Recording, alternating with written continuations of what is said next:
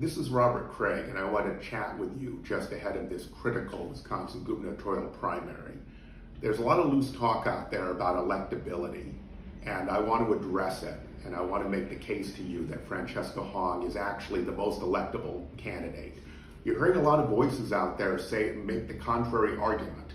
They are unnamed, high-ranking Democratic strategists in the media. Understand that these people have a conflict of interest. These are consultants who actually have a stake, an economic stake, in the current dirty campaign finance system, taking in as much money as possible so they can get their fees, but then getting their candidates conflicted in a way that they can't actually do the things you need to do to deliver, to guarantee healthcare as a right, to deal with the climate crisis, to fully fund public education, all the critical needs. I'm not speaking to them. I'm speaking to well-meaning progressives who are understandably concerned that we cannot elect another MAGA candidate. We can't have a MAGA governor in Wisconsin. And I agree with you on that, but we need to understand that there is a two-parted threat right now to democracy. It's not just the thrust of MAGA candidates, it's the underlying cause of MAGA and the crisis in democracy. It's that democracy stopped delivering for average people because it was taken over by the ultra-rich and big corporate monopoly, because in Madison, their voices are so loud, we don't address the biggest problems of the state. And if we don't address that, if we don't elect candidates willing to take on those special interests, not in hawk to those special interests, then the crisis in democracy will continue, and there'll be future MAGA candidates, a lot more Tom Tiffany's. So when we get this talk that they've put into the domain, a lot of these consultants and others, about electability, I want to tell you it's not doesn't shed much light. Let me make it clear. It tends to be retrospective. It tends to be pictures in our heads of what has worked in the past.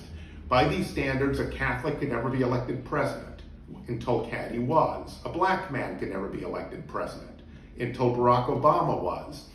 A lesbian woman from Madison could not be the most successful politician in Wisconsin until U.S. Senator Tammy Baldwin was. The other thing it does is it overfocuses this electability talk on a very small sliver of swing voters, genuine swing voters, and they're cast as sensible moderates. That's not what a lot of them are, actually. They're actually simply cross-pressured for various reasons. But the point is, in a polarized electorate, what matters most is energizing your own base, and that's what MAGA does.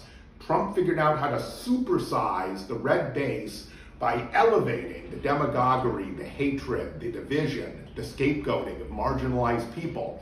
And we have to match it with a populism that can inspire people. But in our side, it has to be something that can inspire people that progress is possible, that it's possible to make healthcare right, to fully fund our public schools, to make childcare affordable, to address the climate crisis, not to build data centers simply because big tech and big fossil fuel utilities want it.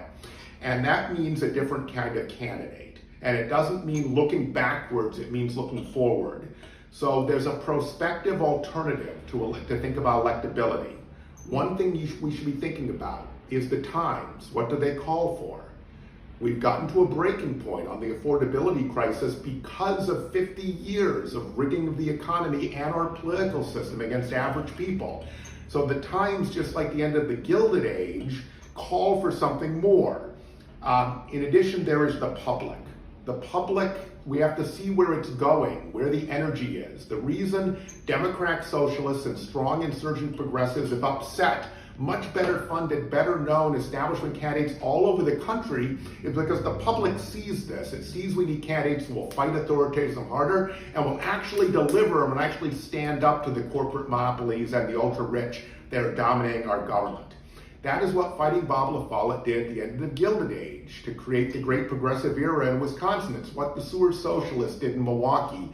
And they spoke to aspiration. They saw the needs of the times. They saw where the public was going, and they defeated powerful interests, big robber barons no one thought could be defeated at the time. The same is true right now, but now it's the tech titans that we have to take on and the big healthcare interests. Now, that is why Francesca Hong is the most electable. Why? Because she has inspired that energy, because people believe her, not because she was the best funded. the most eloquent, the most charismatic. They believe her because she speaks their language, and that is the best candidate to win a general election. Now, a lot of people, let me close on this, are concerned about the word Democratic socialism. Now, in the Marquette poll, the most recent one, Democratic socialism is more popular, less unpopular, than Donald Trump, who Tom Tiffany cannot escape, okay? He is a MAGA congressman, fully joined at the hip with Donald Trump.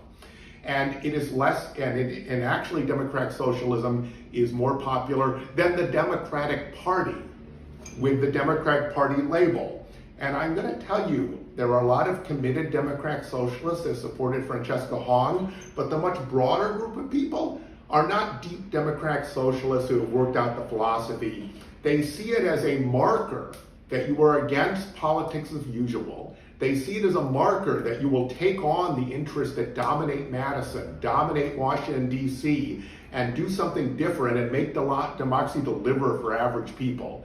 It's not based on fear and hatred and anger. This movement is based on aspiration, on the idea that we can make democracy deliver for people, that we can make healthcare a right, that we can address the climate crisis, that we don't need to build all these data centers everywhere in the worst possible way against public opinion just because big tech and the big fossil fuel utilities tell us so.